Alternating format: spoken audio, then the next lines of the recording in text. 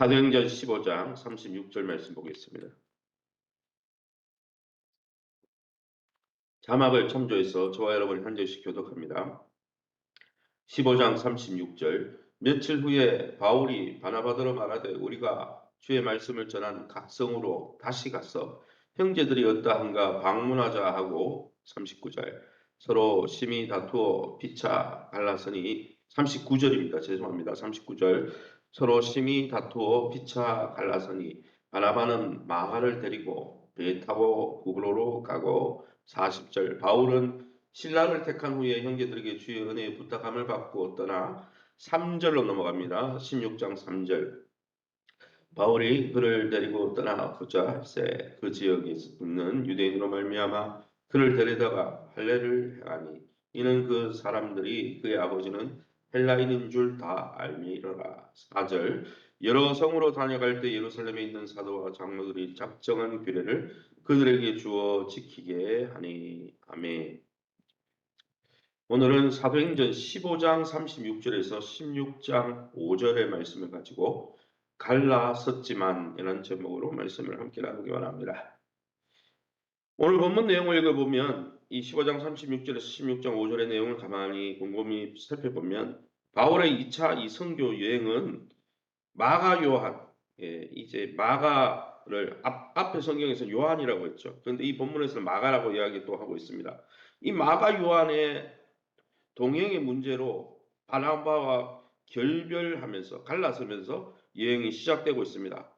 하나님은 이 바나바와 마가와 바울이 갈라서서 동역자가 없는 사도 바울에게 실라와 디모데를 새로운 동역자를 세워서 바울의 선교 사역을 통해 하나님 나라가 확장될 수 있도록 축복하셨다는 내용이 오늘 본문의 내용입니다. 그럼 우리가 믿고 의지한 하나님은 어떤 분이십니까? 하나님의 일꾼들은 연약해서 갈라서기까지 할 수 있습니다. 그게 당연하다는 말이 아닙니다. 사도 바울 또 바울을 세워줬던 바나바, 성령으로 충만했던 바나바가 갈등을 일으켜서 갈라섰다는 것은 우리가 육신적으로 여전히 성화되어야 될 부분이 남아있다는 거죠. 하지만은 이렇게 성화되어야 될 부분이 남아있어서 갈등을 하긴 하지만은 하나님은 바나바와 결별한 바울에게 디모데를 만나게 하여 주시고 그래서 동역자를 세우셔서 성도들의 믿음이 더 굳건해지고 수적으로 자랄 수 있도록 축복해 주셨다는 것입니다.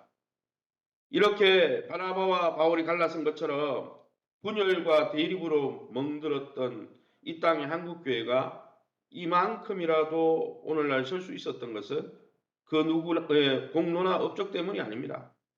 오직 바나바와 이 바울이 갈등할 때 하나님의 선한 손이 나타나서 실라와 디모데를 세워서 교회가 계속 은혜로 진행할 수 있도록 도와주셨던 하나님의 은혜와 긍휼과 인내 때문에 교회가 유지가 되는 것이죠.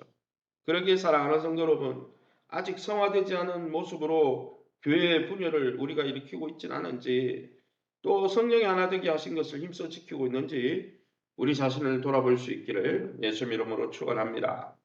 그러면 오늘 이 본문을 통해서 우리에게 주시는 교훈이 무엇이겠습니까? 36절 며칠 후에 바울이 바나바더러 말하되 우리가 주의 말씀을 전한 각성으로 다시 가서 형제들이 어떠한가 방문하자 하고 36절 말씀을 읽어보면 안디옥 교회에서 가르침 또 복음 전파를 병행하던 이 바울이 전도한 이전에 이미 복음으로 선교하고 전도한 이미 이 개척되어서 전도되어서 이 세워진 이 교회를 다시 점검하고 양육하기 위해서 전도했던 지역을 다시 방문하는 계획을 세웠다는 것을 볼 수 있습니다.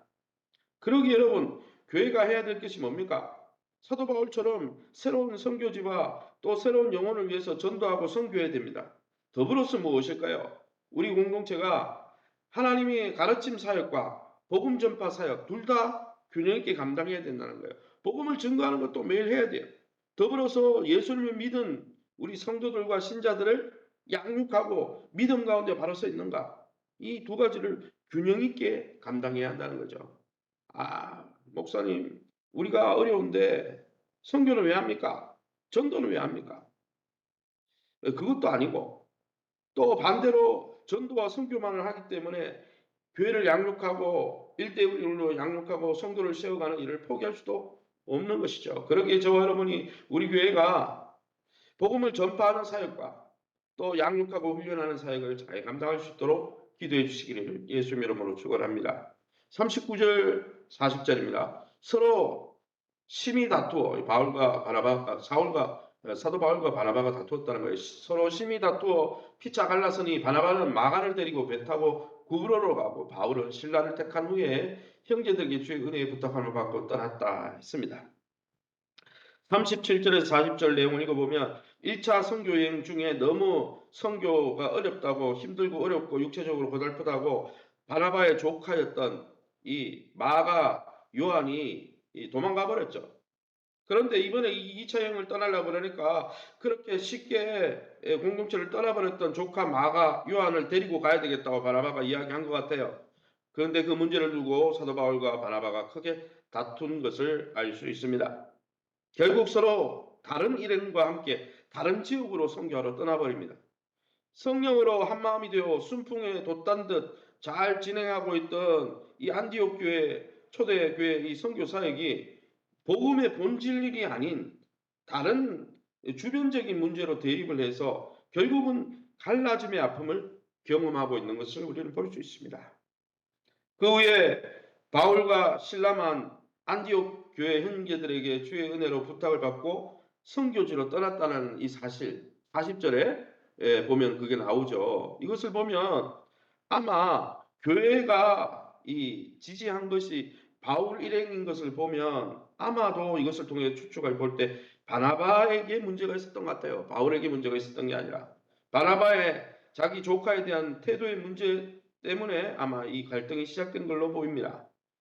서로 갈라서는 결정을 내리기 전에 그러기에 더 양보하고 사람에 대해서도 하나님에 대해서도 인내해야 되지만 미숙한 성도에 대해서도 더 인내하고 양보하고 타협해야 될 부분은 없는지 우리 자신을 돌아볼 필요가 있을 것 같습니다.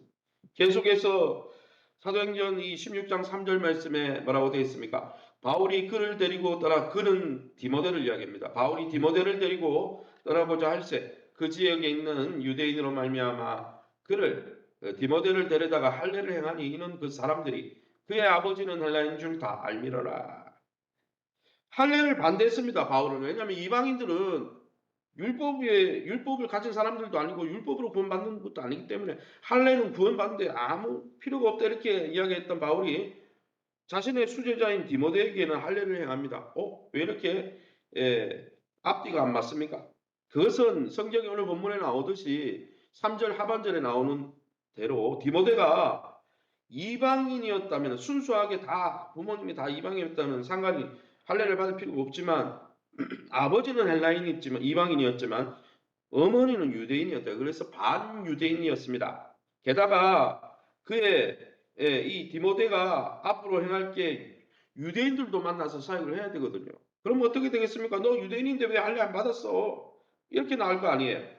그래서 그의 유대인 전도 사역에 걸림돌이 되지 않게 하기 위해서 굳이 예수 믿고 구원받았으면 할례 받을 필요 없지만 일부러 할례를 행한 거예요. 왜냐하면 그들에게 유대인들을 전도하려면 유대인들과 소통이 되어야 되고 유대인들의 눈높이에 맞게 돼야 되는데 처음부터 들어갈 때부터 적대감을 가지면 안 되니까. 이것을 통해서 고린도전서 9장 19절에서 23절에 나오는 뭡니까? 복음을 전도 한 명이라도 더 구원받으려면 받기 위해서라면 나는 다른 사람의 종이 될 수도 있다. 이렇게 말했던 사도 바울의 신념의 표현이 바로 이 할례를 행한 것이죠. 사랑하는 성도 여러분, 우리는 한 영혼을 전도하기 위해서 내가 받을 필요가 없는 할례를 행하는 것처럼 내가 한 영혼 구원받게 하기 위해서 내가 포기하고 내려야 될 권리는 없습니까? 내가 원하고 내가 생각하는 고집과 내 생각을 다 꺾지 않고 한 영혼을 구원할 수 없는 거예요. 때로는 그 영혼을 구원하기 위해서 할례도 받고 때로는 그 영혼을 구하기 위해서 내가 갖고 있던 생각을 내려놓아야 한다는 것이죠. 사도 바울처럼 한 영혼을 위해서 수고할 수 있는 저와 여러분 될 수 있기를 예수님 이름으로 축원합니다. 4절 말씀입니다. 16장 4절 여러 성으로 다녀갈 때에 예루살렘에 있는 사도와 장로들이 작정한 규례를 그들에게 주어 지키게 했다.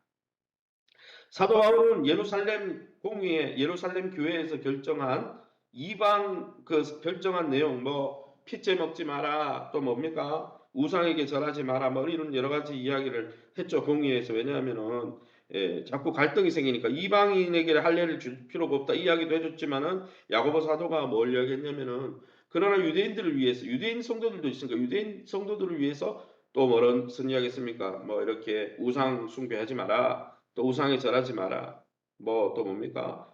피째 먹지 마라, 이런 이야기를 한 거죠. 하나 되게 하려고, 갈등을 무마시키려고 그런 거예요. 바울은 이러한 예루살렘 교회의 결정을 이방 교회에 그대로 전했습니다. 굳이 그걸 전할 필요는 없어요. 왜냐하면 이방 교회는 오직 예수 이름으로 구원받는다는 게 확실하기 때문에. 그러나 뭐 때문에요? 이방 교회와 유대인 교회의 갈등이 사라지고 하나 되게 하려고. 그것 때문에 뭡니까? 디모데에게 할례를 행하고, 그것 때문에 예루살렘 교회 결정을 자기가 섬기는 이방 교회에 전했다는 거예요. 성령께서 예루살렘 교회 공회를 통해 내리신 결정이기에, 아니 나는 이방인의 사도야, 내가 이때까지 설교한 거는 그런 할례 받을 필요도 없고 율법주의에 휘둘릴 필요도 없다고 이야기했는데 내 생각과 달라, 이렇게 한 게 아니고, 성령이 유대교회와 헬라교회, 이방인 교회를 하나 되게 하려고 그 예루살렘 야고보 사도를 통해서 말씀하셨던 것을 존중하고, 같은 사도지만 순종했다는 거예요. 그래서 여러분, 내가 교회 안에서 이만큼 직분이 있고 권위가 있는데 그러고 막 충돌하는 것은, 교회 질서를 무시하고 교회에 세워진 질서가 있는데 그걸 다 무시하고 그냥 내 생각대로 사역을 한다? 그거는 성령이 원하시는 게 아니라는 것을 이 사도 바울의 모습을 통해 알 수 있잖아요. 그러기에 사랑하는 성도 여러분, 내 생각과 다르고 또 내가 그동안 경험해왔던 신앙의 틀과 다를지라도 하나님께서 교회를 통해서 역사하고 계시고 교회 지도를 통해서 어떤 결정들을 하시면 그것이 성경에 반하는 것이 아니고 죄를 짓는 게 아니라면 얼마든지 존중하고 따라가면서 성령이 하나 되게 하신 것을 힘써 지키는 저와 여러분 다 될 수 있기를 예수 이름으로 축원합니다. 이 시간에 우리 합심해서 기도하기 원합니다. 기도하실 때